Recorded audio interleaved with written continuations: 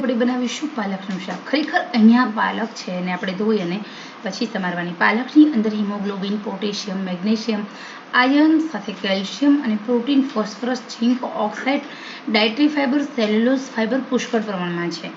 સાથે આપણે કેલ્શિયમનો સ્ત્રોત એવો એક વાટકી લીલા વટાણા લઈએ અને એક ટમેટો લઈએ.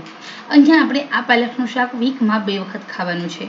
શું કામ? તો અહીંયા મેં 500 ગ્રામ પાલક, 250 ગ્રામ લીલા વટાણા, એક ટમેટો એટલે મેં 3 ચમચી તેલ લીધું. તેલને આપણે તેલ ગરમ થાય એટલે જીરું અને પછી આપણે થોડું અમથું લસણ અને પછી હળદર ઉમેરી પાલકને વઘારી લેવાની છે.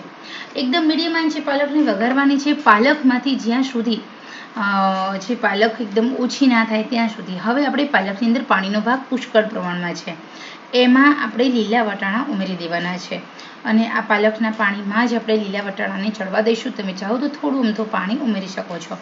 હવે અહીંયા સૌથી મહત્વની વાત એ છે કે જે લોકો નિયમિત રીતે પાલક ખાય છે એમના શરીરમાં ક્યારેય થાક લાગતો નથી. એમના શરીરમાં રોગો જેમ કે ડાયાબિટીસ, કોલેસ્ટ્રોલ, થાઇરોઇડ જેવા કંટ્રોલ રહે છે. એ ઉપરાંત પાલકનું સબ્જી બનાવો તો પાલકની અંદર થોડા પ્રમાણમાં ક્ષાર હોય છે, તો આપણે નમક ઓછું ઉમેરવાનું, નહીંતર આપણું આ સબ્જી છે ને એ સહેજ અમથી ખરાશવાળી થઈ જતી હોય છે.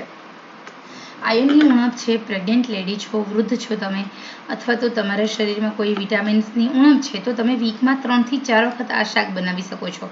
મેં અહીંયા થોડું પાણી ઉમેર્યું, મીડિયમ આંચે આપણે ચડવા દીધું છે. ગેસની આંચ એકદમ સ્લો ટુ મીડિયમ રાખવાની છે, જેના કારણે આપણા જે પોષક તત્વો છે તે જળવાઈ રહે.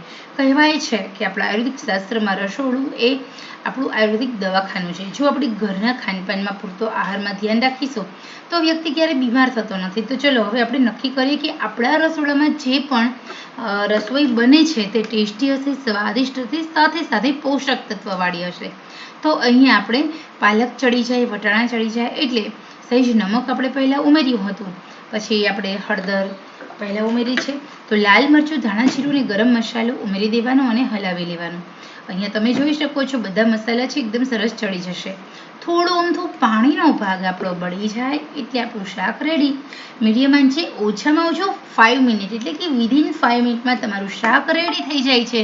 તો અહીંયા તમે જોઈ શકો છો કેટલું સરસ મજાનું આપણું શાક બન્યું છે. તો આ પાલકનું આ શાક વીકમાં તમે પણ આવી રીતે 3 વાર બનાવો, ખાઓ. નહીં તમને પગના દુખાવા થાય, નહીં તમને સાંધાના દર્દ થાય, નહીં તમારા હાડકાં કમજોર પડે, નહીં આંખોની રોશની કમજોર થાય, નહીં ખરતા વાળનો પ્રશ્ન થશે, સાથે સાથે વજન પણ ઘટશે, વજન વધતું અટકી જશે અને એ સાથે તમારા શરીરની અંદર જે મિનરલ્સ, વિટામિન્સની ઉણપ છે એ પણ પૂરી થાય છે. પાચન તંત્ર વધે છે. જે લોકોનું વજન ઓછું ખાઈને વધતું હોય તો એવા લોકો માટે આ ખૂબ જ ઉપયોગી સબ્જી છે. તો આશા રાખું છું આ ટેસ્ટી શાક અહીંયા બનીને રેડી છે. તમે પણ આવી રીતે બનાવો.